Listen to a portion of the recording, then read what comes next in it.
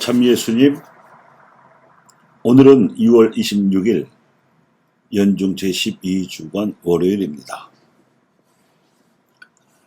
행복하여라, 주님이 당신 소유로 뽑으신 백성이라는 오늘 미사 화답송의 후렴으로 제목을 삼았습니다. 연중 제12주간의 독서는 창세기로서 특히 아브라함의 이야기를 들려줍니다.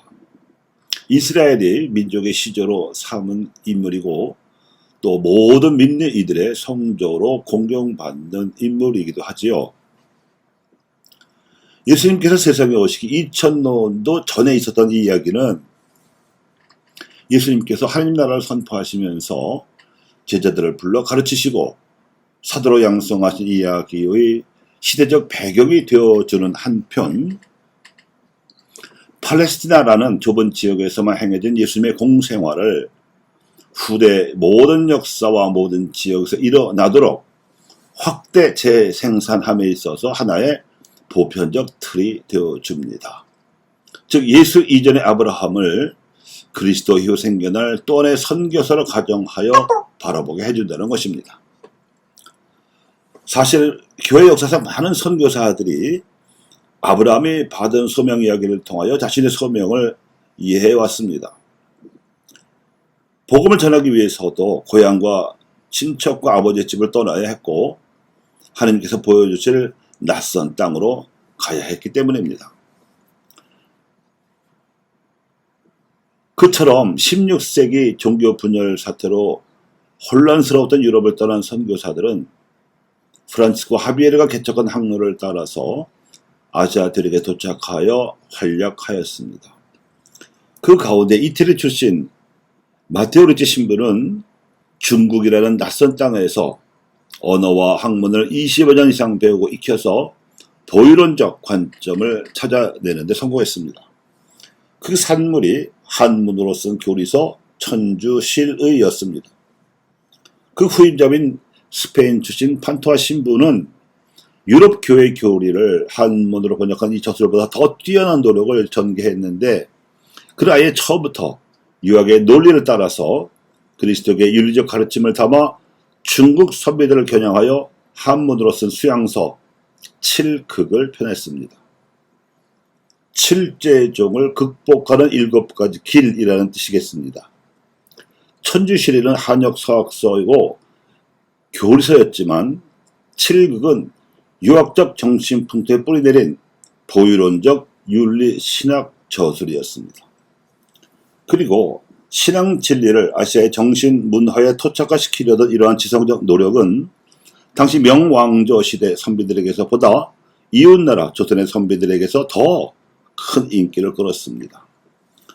200세례자 요한으로부터 이 두 서적을 건네받은 선비들 가운데 정약용 사도 요한이 있었는데 이 두 서적을 읽고 감화된 수백 명의 조선 선비들 중에서 오직 그만이 판토의 토착과 노력을 본받고자 당시 조선사회 실적에 꼭 필요했던 개혁 사상을 담았습니다.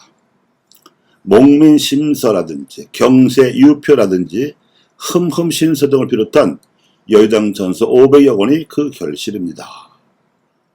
전라 강진 땅에서 18년 동안 유배생활의 고초를 겪으면서 엮어낸 아주 소중한 저작입니다.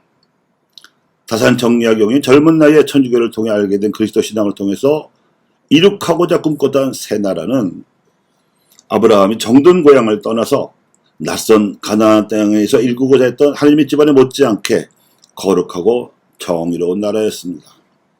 그가 유배 18년의 고생을 마다하고 그것을 하나님께 봉헌하여 얻고자 했던 꿈과 지향이 이런 것이었습니다. 200세례자 요한은 정약용 사도 요한을 포함하여 조선의 개혁을 꿈꾸던 남인교회의 젊은 선비들 20명을 한국 초대교회의 주춧돌로 삼았는데 이는 예수님께서 공생활을 시작하자마자 하나님 나라가 다가왔으니 회개하고 복음을 믿어라 하는 말씀을 듣고 모여든 12제자를 본받고자 했던 시도였습니다. 그 제자들이 처음에는 고루하고 경직된 유다교의 율법사상에 물들어 남을 심판하기도 하고 자기 눈 속에 들보는 보지 못하면서도 형제의 눈 속에 있는 티끌을 빼내주겠다는 식으로 함부로 인간관계를 맺으려 들었지만 예수님께서는 하나님의 소유가 된 백성, 즉 사도들의 공동체로 양성하고자 하셨습니다.